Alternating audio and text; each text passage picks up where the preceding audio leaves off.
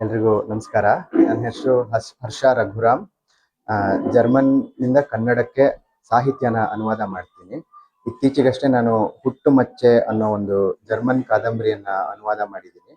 ಇದು ಜರ್ಮನಿಯಲ್ಲಿ 2023ರಲ್ಲಿ ಫಾಟರ್ ಮಾಲ್ ಅನ್ನೋ ಹೆಸರಲ್ಲಿ ಬಿಡುಗಡೆಯಾಗಿ ಜರ್ಮನ್ ಸಾಹಿತ್ಯ ಪ್ರಶಸ್ತಿಯ ಕಿರುಪಟ್ಟಿಗೆ ಆಯ್ಕೆಯಾಗಿ ಬಹಳ ಚರ್ಚೆಯಾಗಿ ಬಹಳ ಮೆಚ್ಚುಗೆ ಪಡೆದುಕೊಂಡಂತಹ ಪುಸ್ತಕ. ಈಗ ನಾನು ಇದನ್ನ ನೇರವಾಗಿ ಜರ್ಮನ್ ಭಾಷೆಯಿಂದ ಕನ್ನಡಕ್ಕೆ ಅನುವಾದ ಮಾಡಿದ್ದೀನಿ.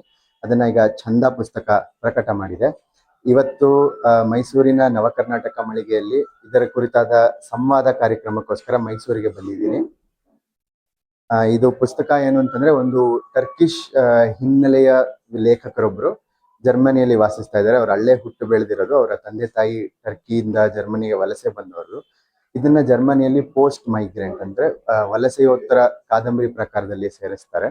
ಹಾಗಾಗಿ ಇದೊಂದು ರೀತಿ ವಿಶಿಷ್ಟವಾದ ಪುಸ್ತಕ, ಜರ್ಮನ್ ಭಾಷೆಗೂ ವಿಶಿಷ್ಟವಾದ ಪುಸ್ತಕ, ಹಾಗೆ ಕನ್ನಡ ಭಾಷೆಗೂ ಇದೊಂದು ವಿಶಿಷ್ಟವಾದ ಸಮಕಾಲೀನ ಕಾದಂಬರಿಯನ್ನ ಅನುವಾದ ಮಾಡಬೇಕು ಅಂದ್ಕೊಂಡು ಈ ಪುಸ್ತಕನ ಅನುವಾದ ಮಾಡಿದ್ದೆ. ಈ ಪುಸ್ತಕನ ನಾನು ನೇರ ಜರ್ಮನ್ ಭಾಷೆಯಿಂದ ಕನ್ನಡಕ್ಕೆ ಅನುವಾದ ಮಾಡುವಾಗ ಕೆಲವು ರೀತಿಗಳ ಸವಾಲುಗಳು ಇದ್ವು. ಅದೇನಂತಂದ್ರೆ, ಒಂದು ಕನ್ನಡದ ಓದುಗರಿಗೆ ಸಮಕಾಲೀನದ ಜರ್ಮನ್ ಸಮಾಜನ ತೋರಿಸ್ಕೊಡೋದು ಒಂದು ಚಾಲೆಂಜ್ ಆದ್ರೆ, ಇನ್ನೊಂದು ಆ ಸಮಾಜದಲ್ಲೇ ಒಂದು ಭಾಗವಾಗಿ ಮೈನಾರಿಟಿ ಆಗಿರುವಂತಹ ಟರ್ಕಿಶ್ ವಲಸಿಗ ಕುಟುಂಬದ ಕಟ್ಟುಪಾಡುಗಳು, ಸ್ಥಿತಿಗತಿಗಳನ್ನ ತುಂಬಾ ಚೆನ್ನಾಗಿ ಹೇಳಿದ್ದಾರೆ.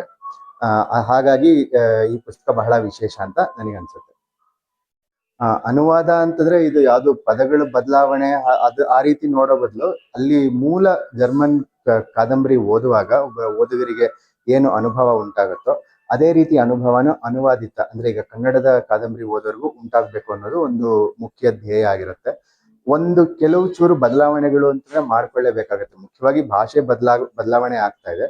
ಇನ್ನೊಂದೇನಂತಂದ್ರೆ ಕಾಂಟೆಕ್ಸ್ಟ್, ಅಂದ್ರೆ ಈ ಪುಸ್ತಕನ ಜರ್ಮನಿ ಓದುಗರಿಗಾಗಿ ಬರ್ದಿರೋದು. ಇದನ್ನ ನಾವು ಕನ್ನಡದ ಓದುಗರಿಗೋಸ್ಕರ ತರ್ಜುಮೆ ಮಾಡುವಾಗ ಒಂದಿಷ್ಟು ಬದಲಾವಣೆಗಳು ಅನ್ನೋದು ಮಾಡ್ಕೋಬೇಕಾಗತ್ತೆ. ಅದು ಕೆಲವುದನ್ನ ನಾನು ಒಂದು 4-5 ಪುಟಗಳ ದೀರ್ಘ ಅನುವಾದಕರ ನುಡಿಯಲ್ಲಿ ದಾಖಲಿಸಿದ್ದೇನೆ. ಪುಸ್ತಕ ಪ್ರಿಯರು ಇದಾಗಲೇ ನನ್ನ ಮೊದಲನೇ ಕಾದಂಬರಿ ಅನುವಾದ ನನ್ನ ತಂಗಿ ಈಡಾನ ಬಹಳ ಮೆಚ್ಕೊಂಡಿದ್ದೀರಿ. ಅವರು ಇದನ್ನು ಮೆಚ್ಕೋತಾರೆ ಅನ್ನೋ ನಂಬಿಕೆ ನನಗಿದೆ.